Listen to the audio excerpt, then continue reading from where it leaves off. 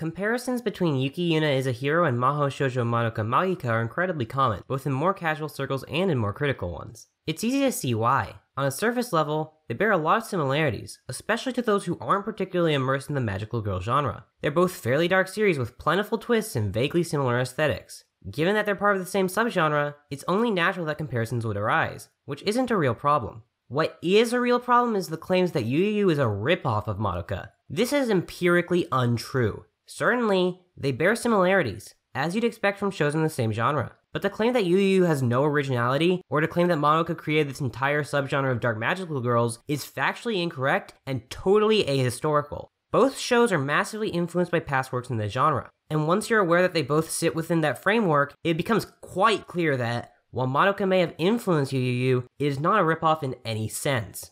These two shows differ in so many ways, but I'd like to tackle the three distinct aspects where comparisons are commonly made, so I can more easily show why they aren't the same work. These aspects are the characters, the plot, and the themes. The characters in these two works are totally different, from their designs to their actual personalities. To start, I've seen some criticisms of Yu Yu Yu for copying Madoka in terms of character art. I can only believe you'd have this problem if you know literally nothing about other magical girl series. It's true that they both fall into the same general design frame of Super Sentai-inspired magical girl warriors, but that's been a popular style since Sailor Moon first released. You can easily see this color coding in shows like Precure as well. And given that Precure is the most popular magical girl show of the last decade, it shouldn't be surprising that others follow a similar formula. And when it comes to the characterization, most of the comparisons are totally absurd.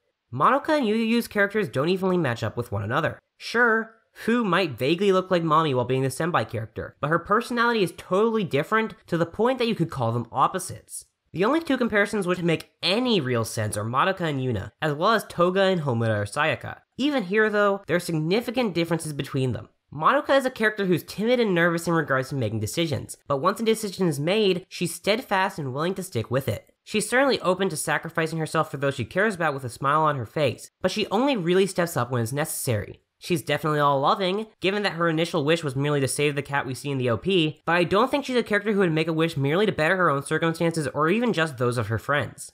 Yuna is similarly self-sacrificing, but her interaction with others is very different. She's bubbly, forward, and the kind of girl who would make friends with anybody she could. She's certainly a bit prone to hiding things, but in general, she's very open. Slightly less academically inclined than her friends, she feels more along the lines of Hibiki or Usagi than Madoka. If anything, her eagerness to fight reminds me of Nanoha.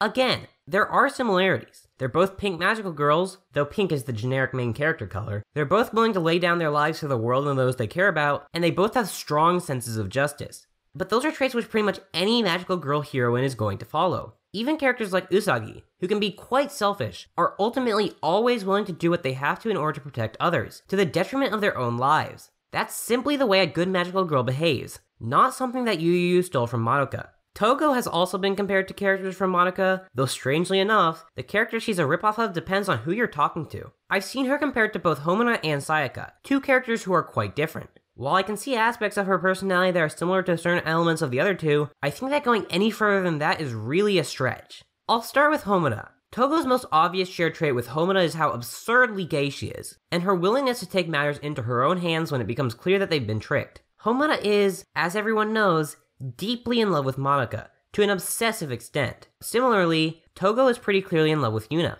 And just as Homura is willing to engage in a time loop and eventually strip Madoka of her godhood in order to make her happy, Togo is willing to destroy the barrier so that Yuna and her friends aren't forced to fight until they lose all function. But there are many clear differences. Togo doesn't act anything like Homura, be it Homura's initial personality or her personality after 12 years worth of resets. She's much more outgoing, friendly, and willing to crack jokes. And while she's certainly very gay and very in love with Yuna, she's not exactly obsessed the way Homura is. She's able to concretely recognize Yuna's wishes in a way that Homura isn't really capable of, because she sees Yuna herself, not an ideal version that she made up. Certainly, love drives her actions, but it doesn't make her anything like Homura. And if Togo is different from Homura, she shares practically nothing with Sayaka. The biggest point of similarity between the two is that they react poorly to the dark revelations about their world and the role they serve in fighting as magical girls. But this happens in very different ways. For Sayaka, it's part of an ongoing downward spiral wherein she falls into depression and depravity before finally becoming a witch. Togo, on the other hand, was happy, if a bit suspicious, before all this. All her reactions are calm and measured, even if they are really bad ideas. Certainly,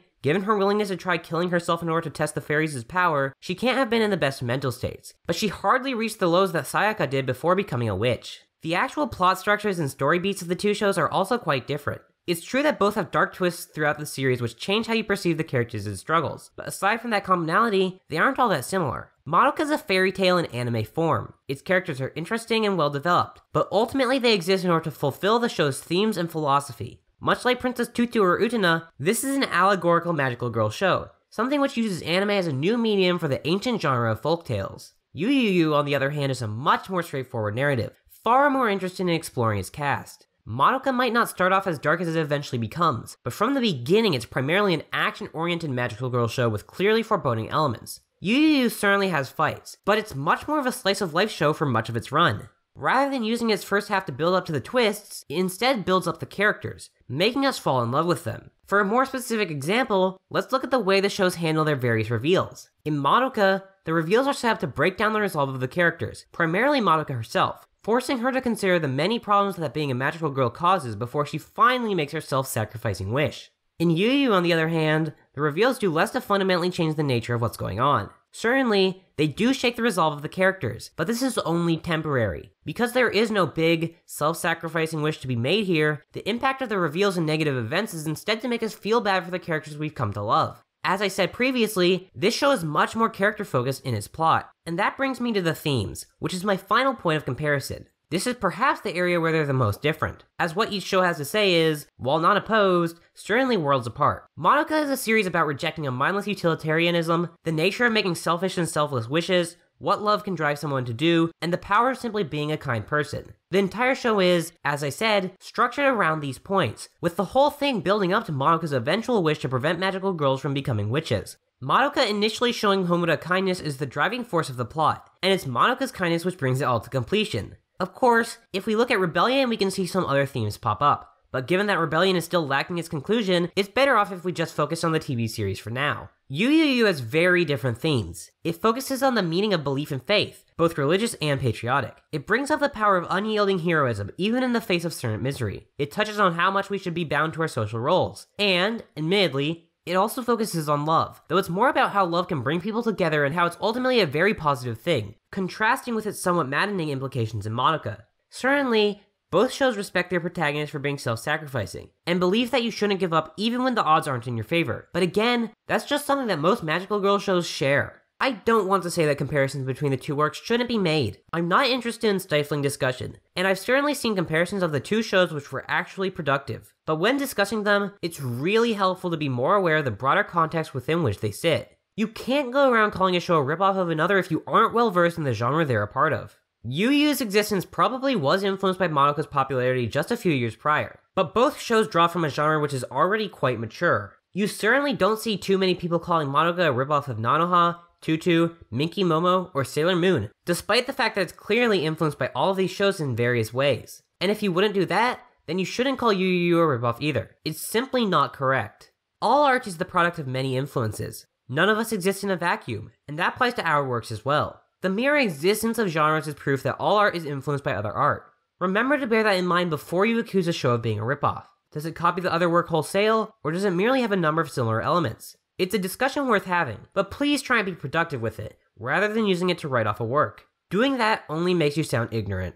This video and others are made easier because of the patrons you see right now. Special thanks to Earden and Alice for being $10 patrons. If you'd like to support my videos, please support my Patreon, and consider following me on Twitter or checking out my blog for more content. I hope you enjoy my future videos as well.